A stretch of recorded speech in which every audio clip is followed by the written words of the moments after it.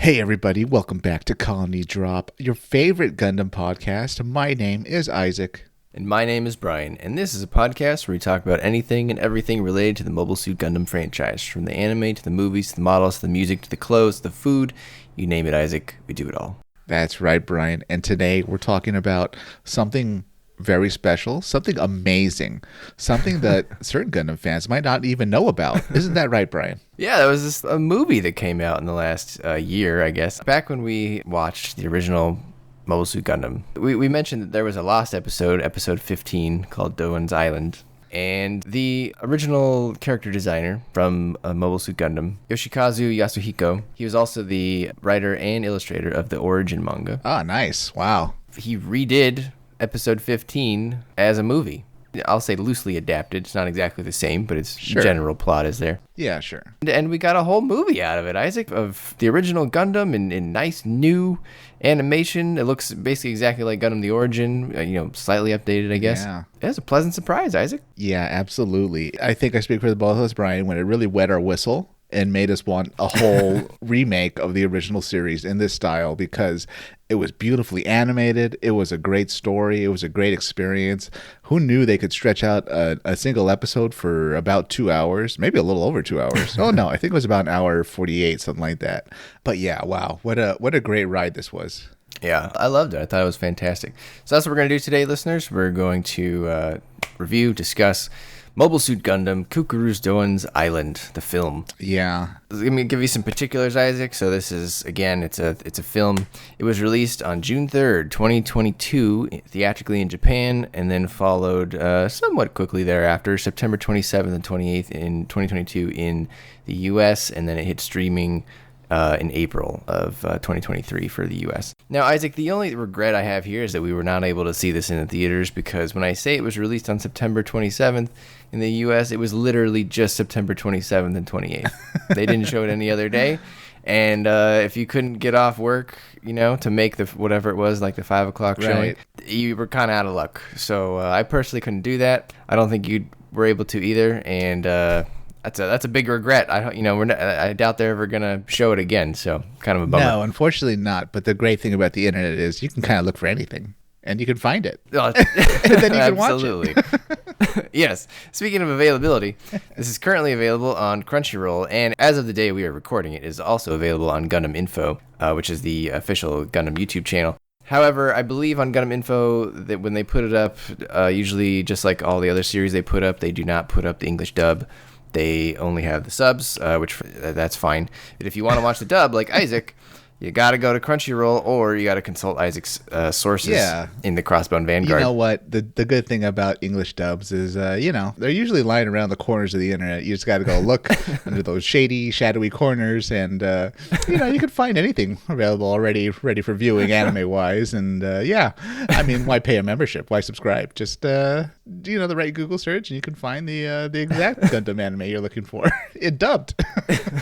What's that line from Sin City? It was great. It was like Marv when he was walking around. He's like, you look down the right back alley in Sin City and you can find anything. I guess so. The other one I liked from him the more was modern cars nowadays all just look like electric shavers. And ever since I heard that, I can't stop agreeing with it.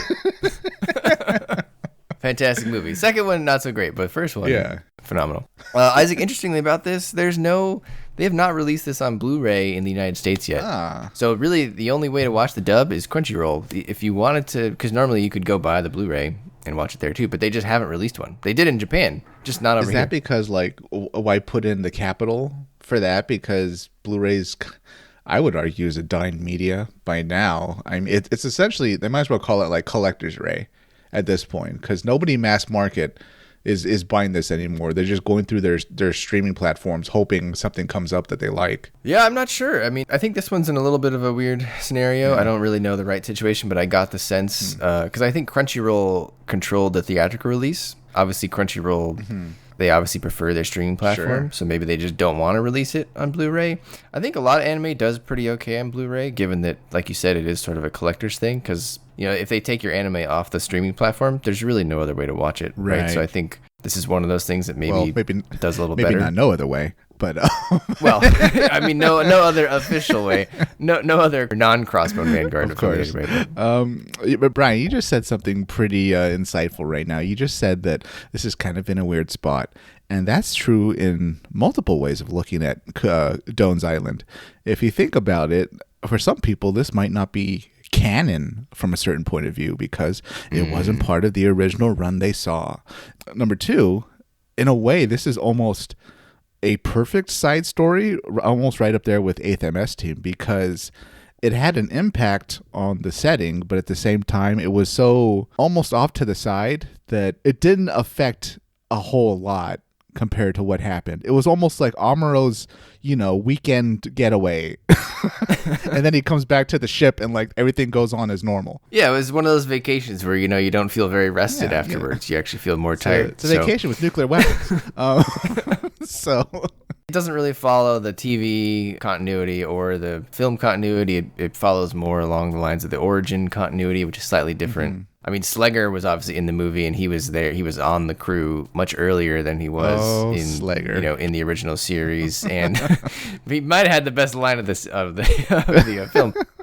I mean, obviously, the director Yasuhiko-san or Yoshikazu Yasuhiko, he did the origin, so this falls more in line with his vision, I would imagine. Yeah, I mean, I haven't read the origin, or at least I haven't read it in a long time, so I couldn't tell you if it follows exactly, but it does seem like it follows more in the origin style. I mean, obviously all the designs are the origin designs and whatnot. So true. But yeah, that's your canon answer. And to your point, it adds some, I'll call it flavored lore, right? Right. You know what it does? It takes the canon and lore we had before, and it adds seasoning to it. There you go. Yeah. It just sprinkles some delicious, beautiful 2022 animated style seasoning to this incredible 1 hour and 48 minute run. That's right. All right, Isaac, I wrote down the log line here, so let's take a look, boy. And then we'll jump into it. Do it. The Earth Federation forces, riding on the momentum of their successful defense of Jaburo, have launched a major counteroffensive operation to capture Odessa, the headquarters of Zeon's Earth invasion force.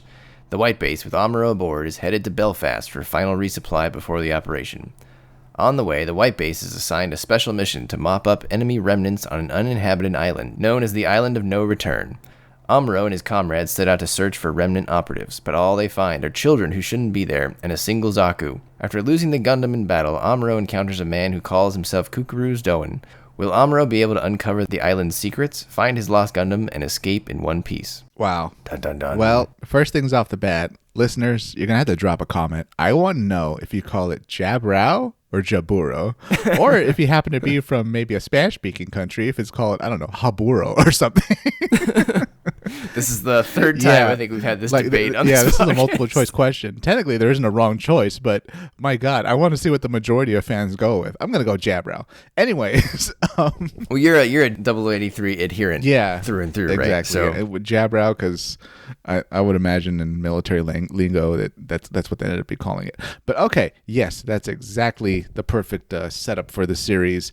We're not going to be running around the Earth sphere, going back and forth between a huge amount of locations. It really only takes place in the surrounding area of this island. If you think about it, it was an isolated story that had a lot of themes to it, and I don't know what else to add, Brian, to kick us off.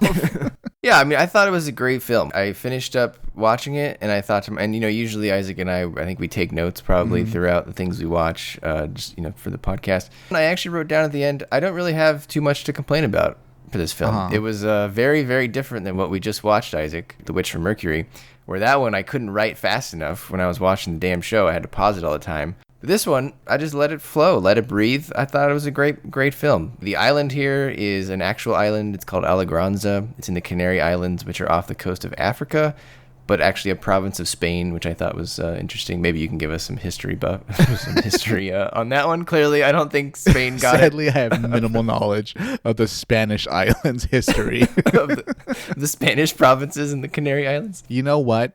Okay, Sunset needs to... We need to go there and build a monument to Cucuruz Doan and the glorious battle that happened there that saved the world from nuclear catastrophe. But you know what? We'll cross that bridge later.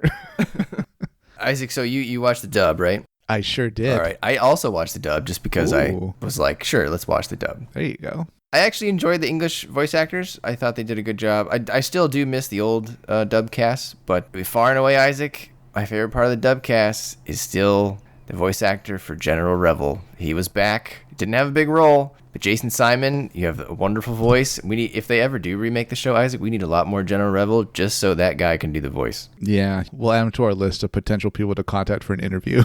There you go. I would want him to do the whole thing in the General Revel voice, though. He'll always be in our hearts as General Revel.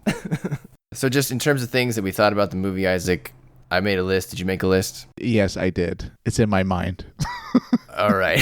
What's the first thing that comes to mind? The first thing is, it was actually Gopp. Who to my knowledge, I'm surprised, actually left Jaburo and was on the bridge of a ship, right? That doesn't seem very Gopp to me. But I picked up so much from this viewing about Gopp. Number one, we learned that he's a fleet admiral.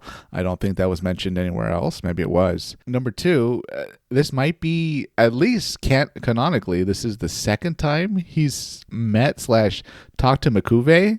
If you remember in Origin, he and M'Quve were also communicating at Antarctica about the treaty before Revel did his speech. He must be the Federation guy who specializes in nuke negotiations. Yeah, or just in general, like, I don't know. No pun intended in general.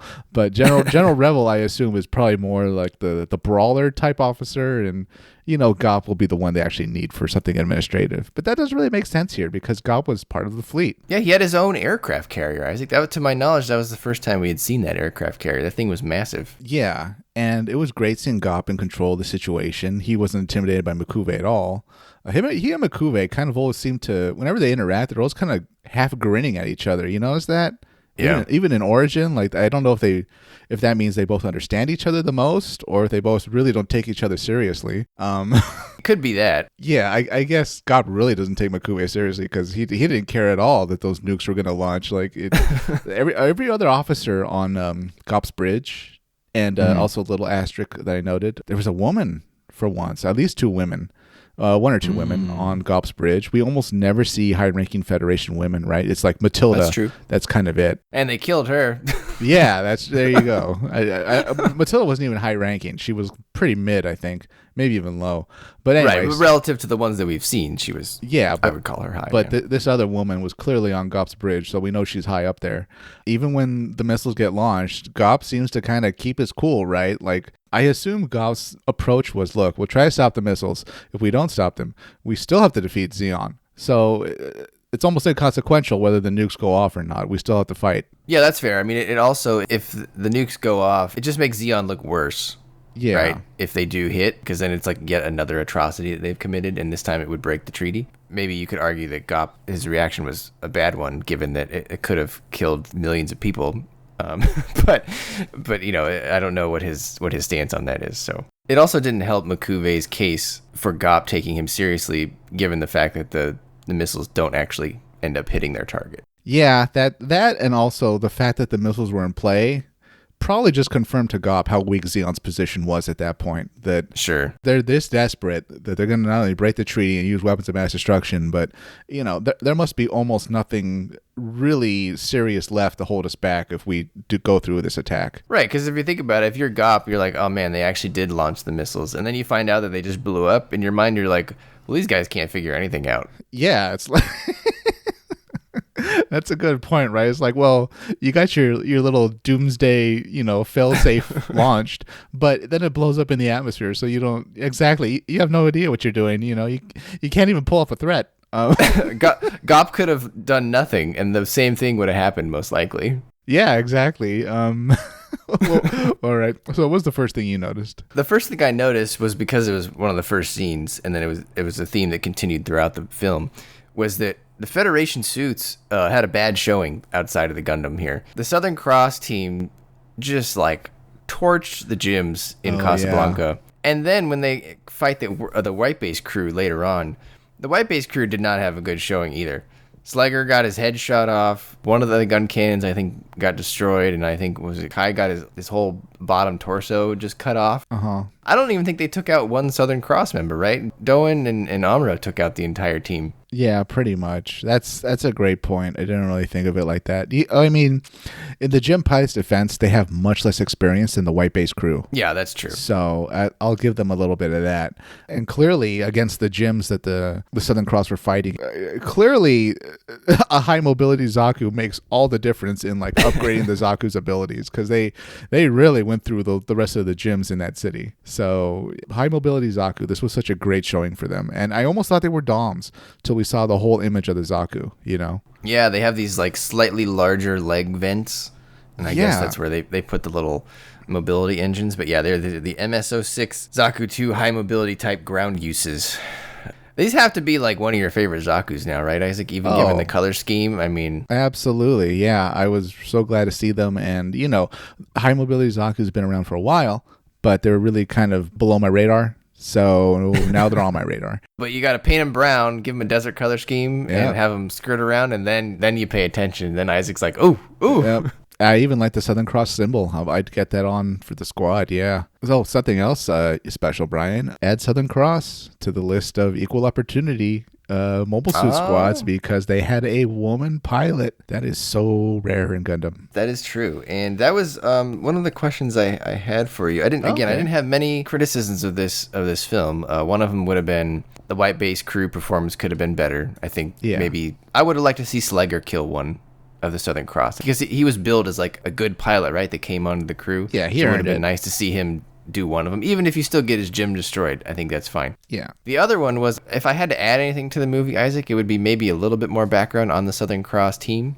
Okay. There were so many of them that I didn't even really know all their names by the end of the film. Right. Yeah, we had Big Guy Leader, who's Dolzel's doppelganger, kind of. We had a more mellow-headed kind of silver-haired guy. We had Wacky Salamander Face. Yep. And then we had a Silent Woman. Right. That's about it. But besides the Big Guy Leader and the crazy Salamander Face, who with his heat hawk throwing, which is interesting, I expected more out of the woman. I think her name was Selma. I got the sense that she did not really want to be fighting Doan. Oh. And it felt like they had more history. I was kind of expecting them to turn out to be like maybe they were an ex-couple or something. I kind of expected him to spare her, or at least that we would get more of Doan's backstory out of her. But then it cut to that part and he had already sliced her in half. And she was like, "Why, Doan?" And I was like, well, I guess we're done there. Like, that wasn't going to happen. Yeah, exactly. It clearly was inferred they had history, either as friends or I don't know. They were exes, whatever.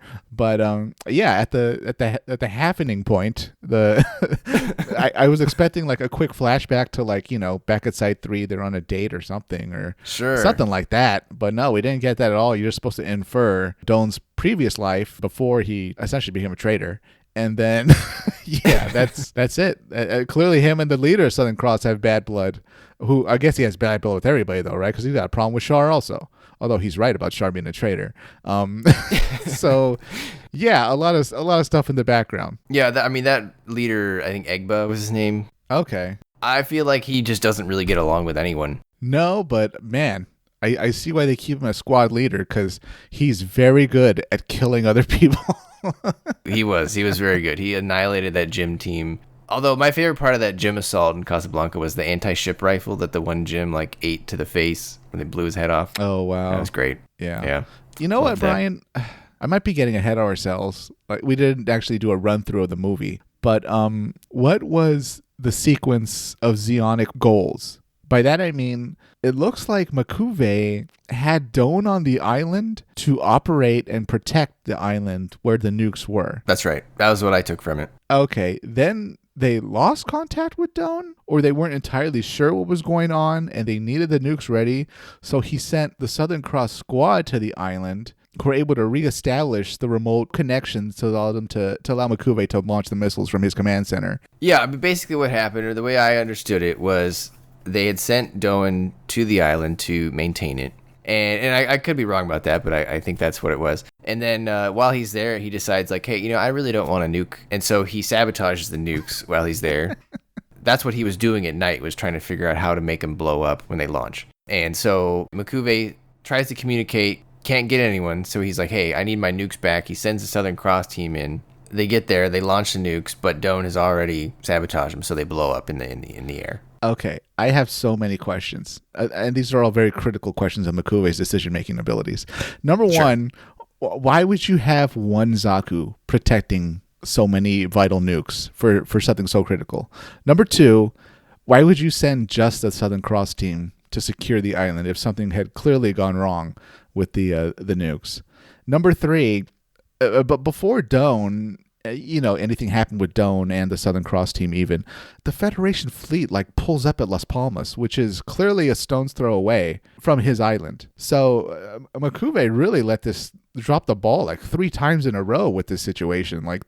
He should have thrown everything he had to grab those nukes, right? I mean, he definitely didn't know that Doan had double-crossed him, right? Yeah. The Southern Cross may have been the best option he had at the time. I mean, I would imagine that the other forces were amassing in Odessa, and he doesn't want to pull them away. There was also, I think he was mentioning the assault on Gibraltar. He could have had people tied up over there. Okay. But he even dropped the ball with Doan himself. Do you think Doan, before he met the children and got a change of heart, was Doan the man for the job? Was that why he was selected? Or was it this more a case of, well, send anybody to guard the island, and Doan just happened to be the person? That part I wasn't clear on. I think if I think about the movie, I think that was the only plot point I wasn't clear on, about whether they actually selected him to go to the island or whether he really did betray and then he just went to the island and took out the person who was supposed to be guarding the island. Another kind of real world crossing into Gundam flaw thing is the nukes themselves. When intercontinental and ballistic missiles are launched, there's usually dud warheads within the warhead as they scatter and launch towards their destination target. I hope we never find out in real life. But the whole point of that is, there will be attempts to shoot it down. So hopefully they hit the duds and not the actual missile. And Makuve clearly didn't design, or whoever designed these nukes clearly didn't believe in that, because there was just one warhead per city, and they were the real ones. So yeah, it was, I don't know if they were limited by size or whatever, but they said, well, there's no room for duds. We really just have or decoys. We just have the nuke per target. And boy, did that bite them. Well, I mean, to his credit, at least he had more than one nuke, right? Yeah. At least there was 5 or 6, I think. So that was good on his part. But yeah, I guess he didn't have the duds. I mean, that said, I think Doan would have just found all the duds anyway and, sabotaged those as well. Probably. So I'm not sure that it would have mattered. But this whole thing about Makuve actually brings up what I thought was one of the best parts of the movie. Was that in general on the movie, I thought all the characters acted like themselves, and pretty much everything was on point. Especially Makuve, because it even went a little bit further for him. And maybe this is why he didn't care so much, because he kind of really didn't care at the end, Isaac. Remember, after the nukes blew up, he laughed because he said something to the effect of, well, I think the perpetrator doesn't want to nuke civilization like I don't. But Makuve's heart isn't in it for nuking things, right? Because he collects art, right? He wants to preserve the finer things in life. He doesn't want to get rid of them. So it's always ironic that he's the one launching the nukes. That's true. And kind of going a little farther from your talking point, do you think these orders came from Kycilia or Giran? Oh, that's a good point. We didn't see any of the zombies in this film. I say this is Giran. Technically, he's under Kycilia, but this feels very Giran. It could just be something where he's blanket authorized to do so. Okay. No, maybe not even authorized, but maybe if this happens, then do this. I see. Okay, so it's probably a general zombie order that came down, and it doesn't really matter who exactly came from. It's just from leadership and get it done. Yeah, because for all we know, Giran could have told him, hey, whatever you do, they better not take Odessa. Right, yeah. Do anything you can to keep those forces on Earth. They lampshaded. We got some clear Third Reich German references here, because him and Gopp were talking about the Germans having the order to burn down Paris before they lose it. And, the German general in charge didn't carry that out because he thought Paris was so beautiful and didn't want to do that. And Makuve kind of laughs at the end because of the same situation happening. One of his men didn't follow the order, and the whole burn down plan didn't go through. I think that's a perfect characterization of Makuve, and it sets Makuve apart from being just a generic bad guy that launches the nuke, right? Like, if you compare Makuve to the guy we just watched fire the laser in G-Witch, Makuve has more layers to him, whereas other guy was just like, I want to push the laser, let me push the big laser button. Right. That's a good point. Yeah. Okay. Well, does this put a few points in Makuve's bucket for you, Brian? He's not a terrible guy.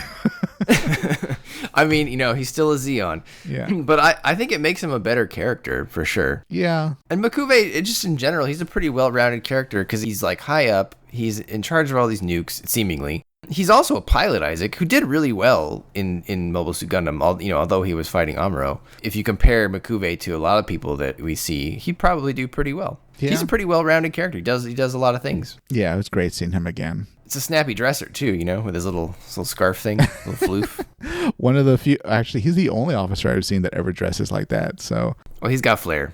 Yeah.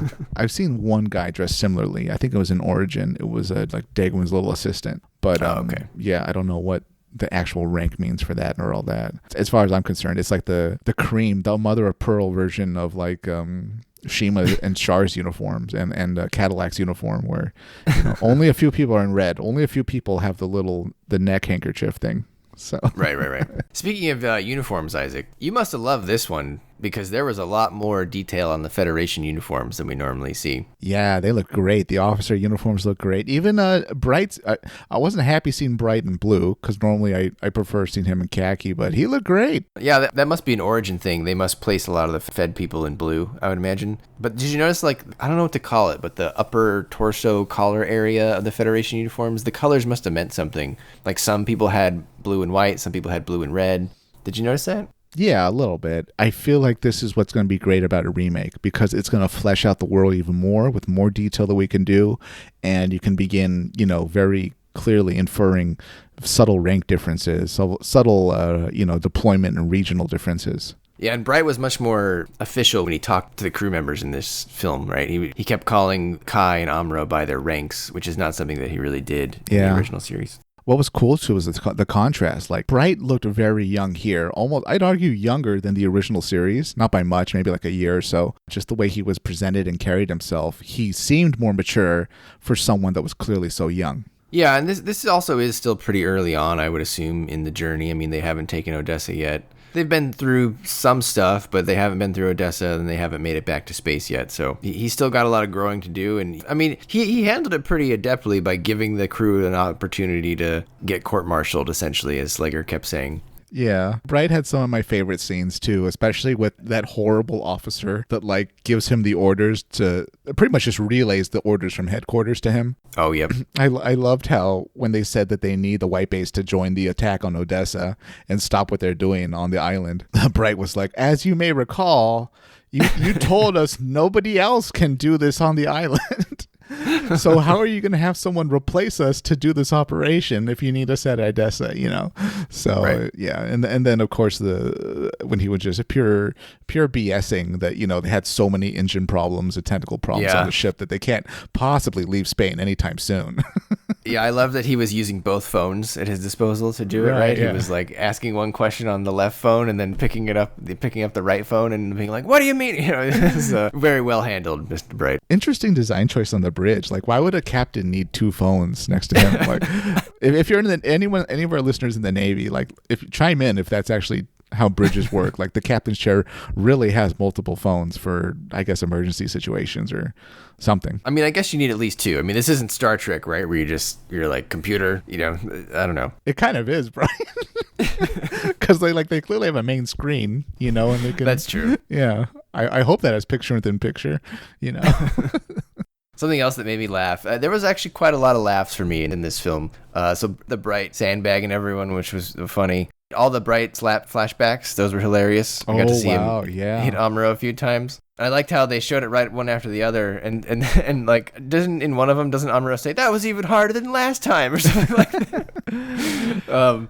But probably the funniest thing to me, Isaac, in this film, this killed me, and it was really early on. And it was so in character on both sides that I loved it. It was when Amuro and Kai were searching the island, and Kai was complaining and over the radio that he was getting attacked by the kids, and Amuro just wasn't having it, and he just turned off the radio on Kai without even answering him. Amuro, he's been through a lot. This is a very rough couple of days for Amuro.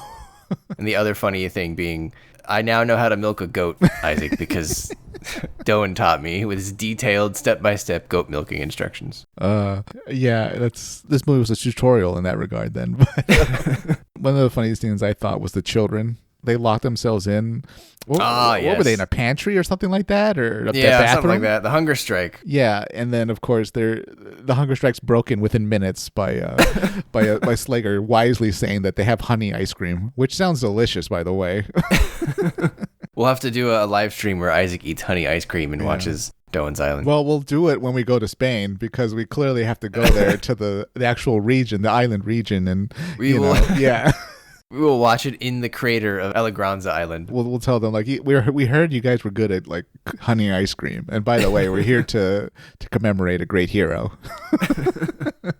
So, Isaac, maybe a few points on the designs here. Did we know that the big tray was amphibious? I haven't seen it go on water. I just kind of assumed by, like, the look of it, since it's just a glorified big hovercraft, that it was amphibious, because it's got, like, the kind of, air cushion skirt thing that all hovercraft have. But it absolutely makes sense. I just, before Revel said that, that had not occurred to me. No, I mean, we've never seen it on water. I'll give them. I don't think so. Yeah, I'll give you that. Yeah, I wouldn't blame people for looking at it and saying it's too big to put on water.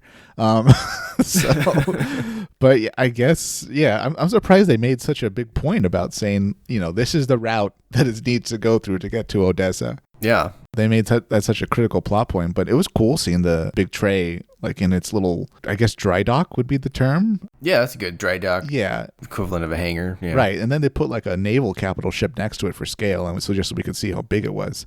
Yeah, so, I think it was huge. Yeah. It was called the Moltke, I think, or maybe the Moltke. I don't know how to pronounce that. But then I started looking up big tray, like, ship names. Right? And my favorite one is called the Queen Turtle. And it fights during the Grips War in the manga Advance of Zeta. Oh, wow. One day we'll read that, Isaac, and we can learn about the Queen Turtle and her exploits. That's the best name for a big tray. Yeah. See, the Federation has pretty good ship names. It's always stuff that's kind of reasonable that we can kind of recognize. They don't go wacky like Xeon sometimes. Well, speaking of wacky Xeon names, Isaac, the star of the Xeon show here was the Fat Uncle. Yeah, at first I thought to myself, is that what the Federation calls gals? And then I saw it, and then I was like, that's not a gal. Isaac, that one sounds like the Federation named it. That sounds like an enemy name for the ship. Yeah, really. Yeah, the Fat Uncle. I mean, it's a pretty perfect name. I'll give it to him. Right, yeah. It was cool seeing it. I'm kind of curious why they used that instead of the gal. We did see a gal once, I think, in the show, but maybe I was just mistaking that for the Fat Uncle. But yeah, the Fat Uncle's that's something. With that design and that name, classic right there. Yeah, I can. Would you want to buy one? I would buy a mini desk replica of the Fat Uncle to go with my little mini white base. Yeah, I like that. There you go. Put some Southern Cross team members in there, little miniatures. So Isaac, maybe my biggest takeaway from this film about why it's so good is made especially clear given the fact that we just watched Witch from Mercury. Okay, I think this film differs from Witch from Mercury in two really big ways that make it much better, more enjoyable. And I'm not even talking about endings. One, this film was very cinematic. Oh, yes. Where less is more. There were more good cinematic filmed, I'll call it, scenes in this show than I can even remember in Witch from Mercury. So here's some examples. So the very first time the Doan ambushed the Gundam from behind silently, that was terrifying. It was almost like a horror film scare. Do you remember that? When his arms came across? Right. Oh, man. Like, kind of like you're saying, a horror movie, like the stereotypical, the killer jumps out of the bushes and, like, both hands have nothing in them.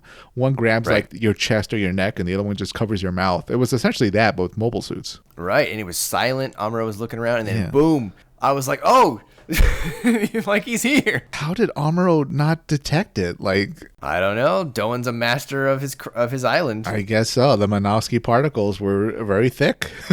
Very, very thick. Another good example, Isaac, on a smaller scale, we spent the whole night with Amuro walking around trying to find his Gundam, and the only thing he finds at the end of the night is the crater. He's staring into this giant hole that I think one of the kids called a mortar crater, which is pretty morbid. I don't actually know if that crater is real on Allegranza, but I'll assume it is. We'll find out when we go. We'll ask them, was there a giant battle here with mobile suits, and one of them used a mortar to blow this crater?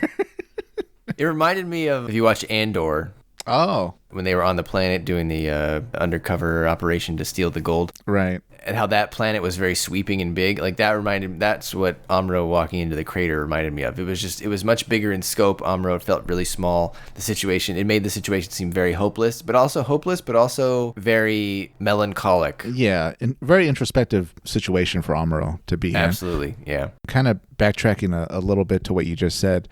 So, do you think that's the crater from when Doan was just chopping through those gyms, killing them left and right?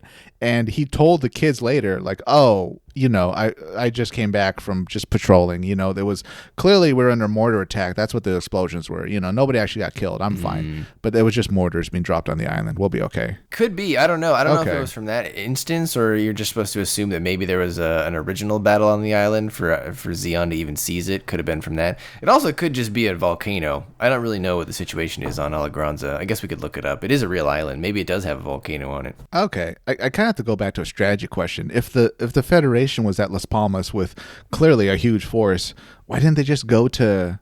Well, I kind of answered my own question, and the movie answers the question for me. They did want to go to that island, and they the white base was the answer. Like, hey, go get them. The white base was kind of plan B, actually, because Plan A got killed.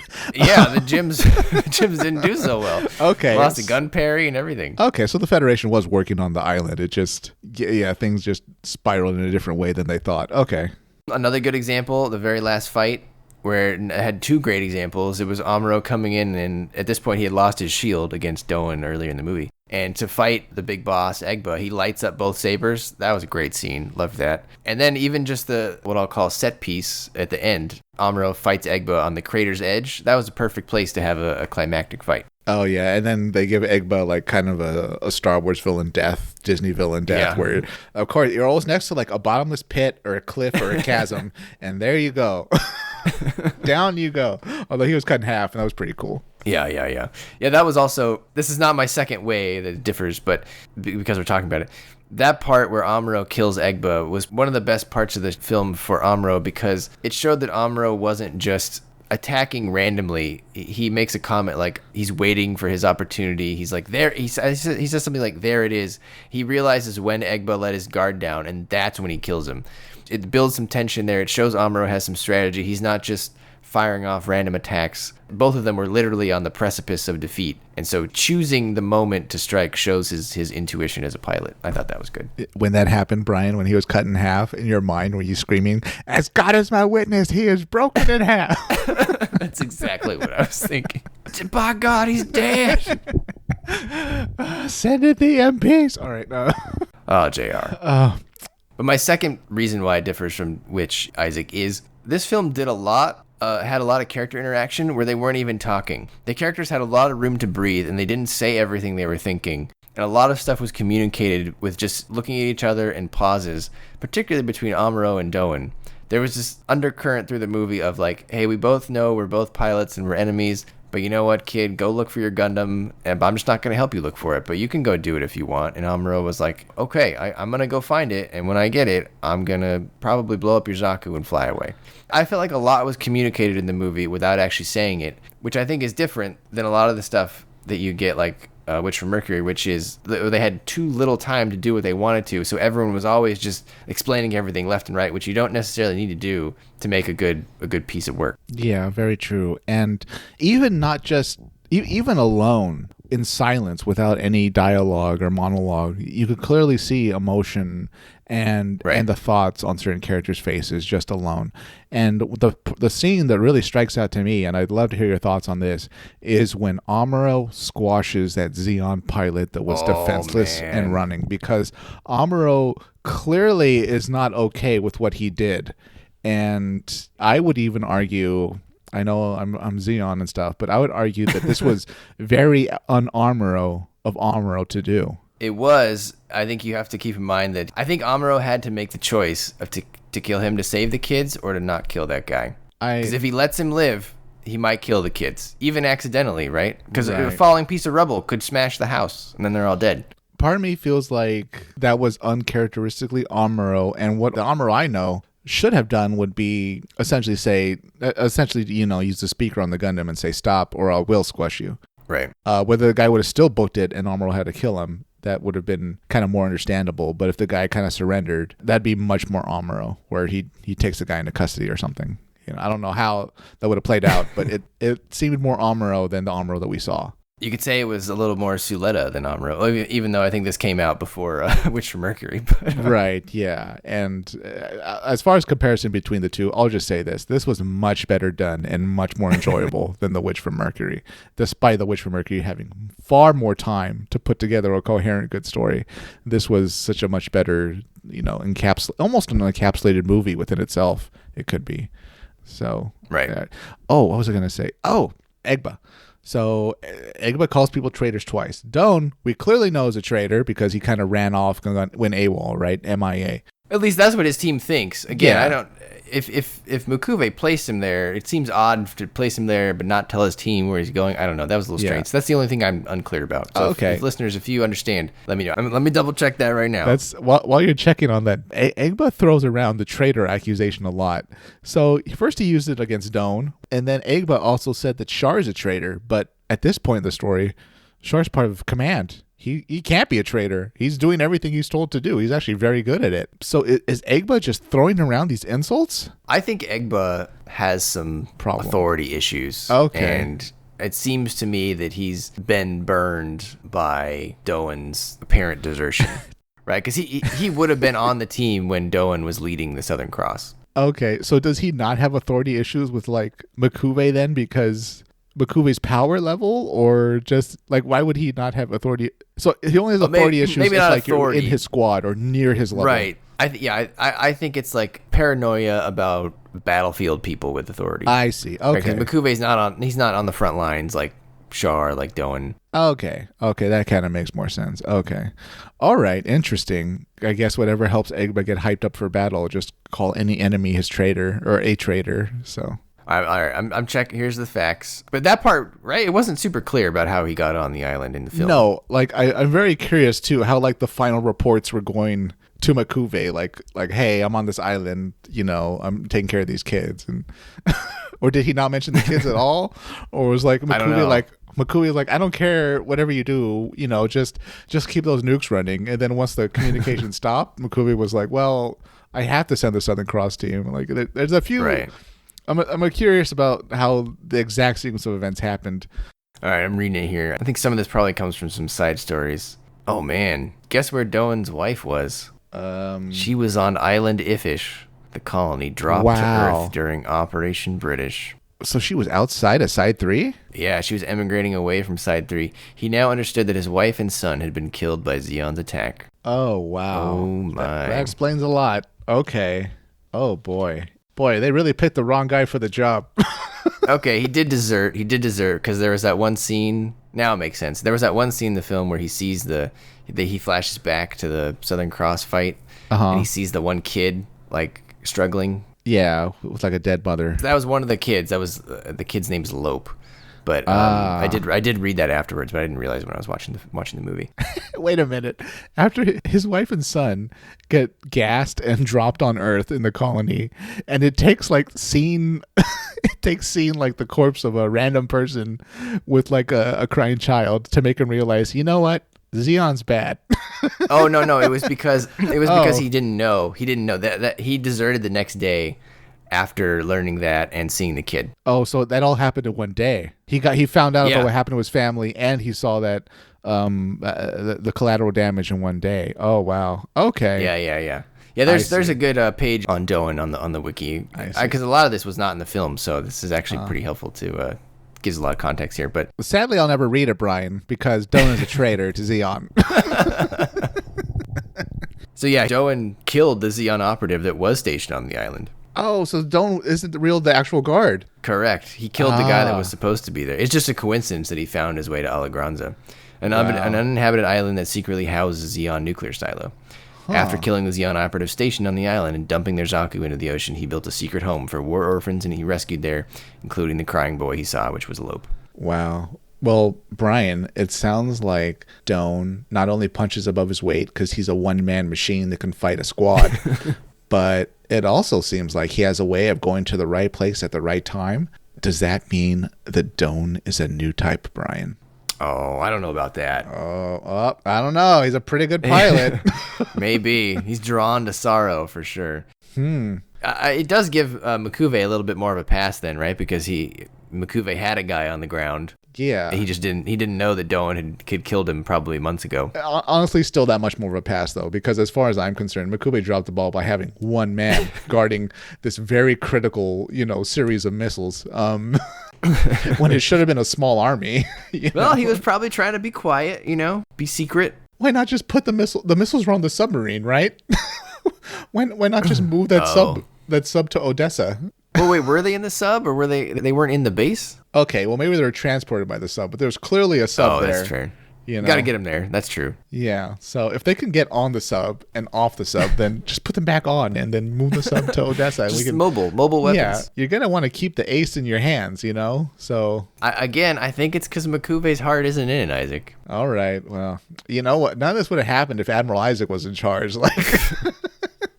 Admiral Isaac leads with the nukes and asks questions later. Exactly. You know what? Nukes are pretty robust. So the moment I knew something was wrong on the island, I would have napalmed it, and then we moved the nukes. So sorry, kids, but there's a war to win. That's all you got to know. Isaac's like 3/4 Xeon, but like a quarter Blue Cosmos. Yeah, pretty much. And they're like, sprinkle some Titans policy on top of that too, as you guys will find out when we do our Zeta watch. But that was pretty much everything on my list, Isaac. Do you have anything left? I definitely left it wanting more and feeling sad that there wasn't more. I'd love the series to continue from here or even see before. But that's not really how this works. I'd almost want this treatment to be done for each episode of the series. That'd be awesome. Each episode gets an hour 45. Oh, yeah. Or you could even break it up into like these 3 episodes relate. So let's do one movie for those 3 kind of things. It'd be fantastic. So yeah, exactly. Like, could you imagine like all the Ramba Ral episodes in one, all the Black TriStar in one? I mean, that'd be super cool. Oh, it'd be awesome. Gundam, the miniseries. Yeah.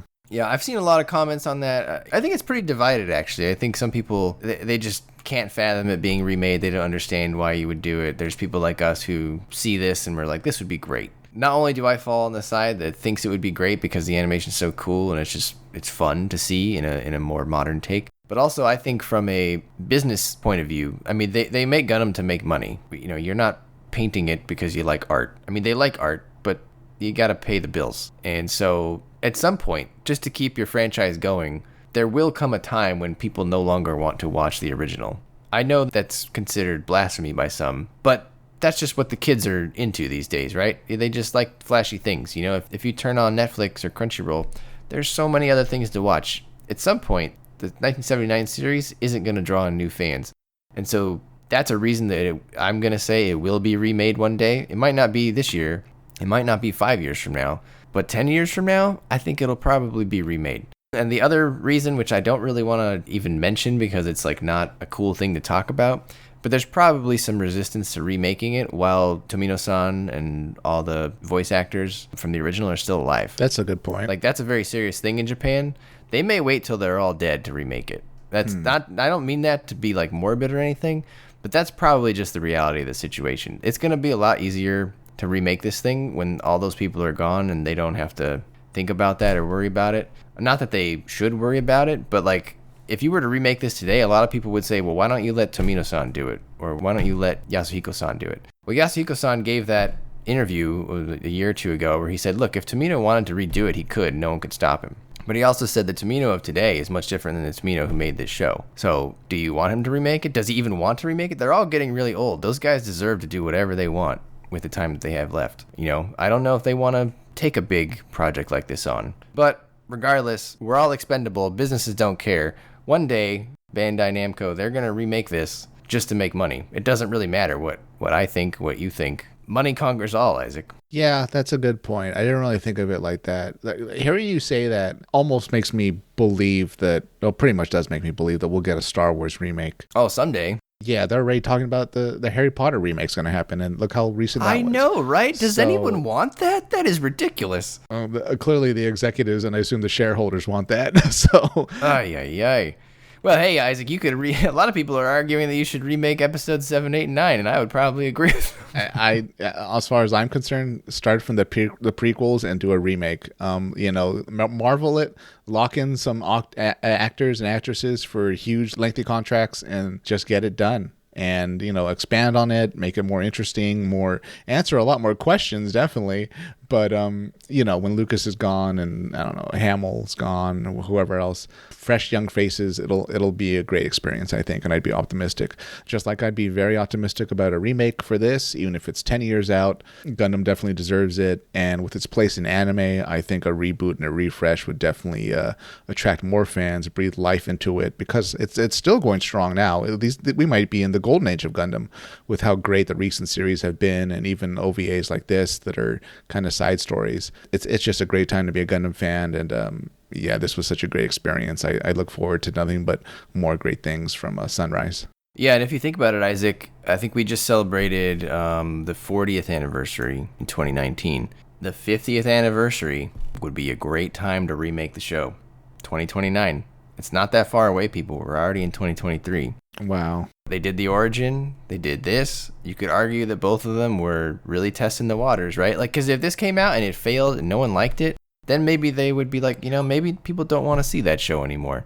But this has like really high reviews wherever you check. It's all like 4.8 and above. That's really good out of 5. Just start it now. Just start the pre-production now. Build the hype train. Yeah, and if they're going to do this, they're going to put all their effort into it because, it's not every day that you remake a franchise like this. Is an important thing, right? It's going to be like Unicorn where it takes like a decade to tell the story. Very well could be. I mean, we've talked about this before. If you were to remake this, look, your last time you did this started a franchise that's lasted almost 50 years at this point. If you're going to remake it, you're going to make sure it lasts another 50 years, right? It's like Hellsing, where they needed 6 years to tell 6 episodes. Or Berserk, right? Where it's been like 3 years and they've done like 5 episodes. Yeah. So I'll finish my thought on the remake, Isaac, by just saying, look, I am one of the people that does want a remake just to make sure the franchise stays accessible. Not that I think it's inaccessible, but I think other people do, and it's not really my opinion that counts. But even if I didn't want a remake, I would still tell you that eventually Bandai will remake the show just because it makes money, and they have to ensure that they need to continue to make money. I think the answer is they will remake it, not because of what anyone thinks, but because of the returns that they will eventually guarantee themselves. You know what? This was so great. I wish I could buy it. But I would support it that way, or I don't know. I'd get merch. I get Southern Cross merch or Makuve merch or something. You get the little Makuve floof and wear that as we live stream. I start wearing that to work and walking around town. It's like, are you in the military? It's like, nah, not the United States military. I'm with Xeon. Isaac, how many Haros would you give this film? Oh, I'd give this 6 out of 5 Haros. Wow, nice. I love it. If you're a Gundam fan, if you're an anime fan, a mecha fan, watch this series. And if you haven't seen the original series or you barely remember it, that's okay, because this almost feels like a self-contained movie in itself. You don't need to know a lot about the lore or anything like that. It's just people in a war, and this is what's happening on an island. Brian, how many Haros do you give Cucuruz Doan's Island? I think I'm going to give it 9.5 out of 10 Haros. I think it was great to see all of our old friends again on the white base. They were all in top form. I loved the cinematic feel of the movie. That was a great change of pace. It had room to breathe, which I think a lot of shows don't do these days. And it was gorgeous to watch. I liked the story. It was self-contained. It left me, wanting a remake, but it also left me satisfied that we were able to get this at all, Isaac. I mean, I think it's frankly a little bit amazing that we got this. So I love it. Highly recommend it, especially if you've seen the original Mobile Suit Gundam. But to your point, you don't need to know that much about Gundam. I mean, maybe it would help to see like some episodes of the original, or maybe even like the first compilation movie. And if you just don't worry too much about the canon or the sequence of events, it's like you said, it's a perfect side story. It doesn't really affect the whole story at the end of the day, but it's a nice little romp. So highly recommended. You should all go watch it. Yeah, what makes it so accessible too is they don't go into anything new type. They don't discuss how the Gundam's like a prototype and it's so great and all that. You're just launched into the setting and it's done so well. Yeah, it's a very understandable story, right? Kids are in trouble. Let's save the kids. Yeah, we don't go back and forth between, the Xeon High Command. I mean, we see Makuve, but we're not going to the zombies on Side 3, and we're not talking about, like, space fascism and all that stuff. It's so self-contained, so not low level, but intimate, that it's very accessible, and you'd be foolish not to see the series or movie. I'm sorry. Yeah, those other things that you said they're there if you want them, but they're not like necessary to the story. So if you have knowledge of Gundam, I think you'll have a good time and find lots of little things. Like, for example, the little certificate in Bright's office on the White Base that's signed by General Revel on his wall. Did you notice that? I thought that was neat. I missed that. Well, like a certificate. Wait, he did a class with General Revel? I don't know. Maybe it was like his HR training class. Signed off by General Revel. It could be his rank certificate or something. I don't know. Brian, it was the Bright Noa Academy for Gentlemanly Officers. Oh, there you go. He got his charter to start the school. I guarantee you, Bask Om does not have that certificate signed on his wall. That one's signed by Gopp. Yeah, or no, give Gopp more credit. I don't think Gopp would sign one for Bask Om. Jamatov, yeah, or Colony, Admiral Colony. Yeah, that's true. Colony, that guy. Colony, sorry. Yeah, Colony. There you go. Because he's a colon. Yeah. We need a colon. The Federation needs a colonoscopy. There you go. All right, listeners, let us know your thoughts on the film, your characters, mecha, anything you want to talk about. Let us know. Did you see the original Doan's Island? What do you think compared to this one? Is this canon? Is this a glorified side story? What was your favorite part of it?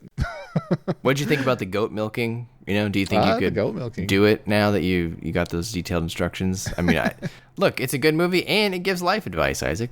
There you go. Exactly. Yeah. You never know when you might have to milk a goat, Yeah. You'll just be sitting there. The world's gone to, but then you got yourself a goat and you're like, well, at least I saw Cucuruz Doan milk Blanca in that Mobile Suit Gundam movie. Wait, the goat had a name? It was Blanca? Yeah, Blanca. Oh, wow. I must have missed that. I was probably rolling my eyes whenever they were showing the kids and stuff on the island. I was like, oh, God, just launch the nukes. Where are the nukes? Just napalm the island. Oh, there's a bunch of human debris on the island. Isaac would name his nukes like children. Oh, that's Kika. That's Cats. That's little Billy.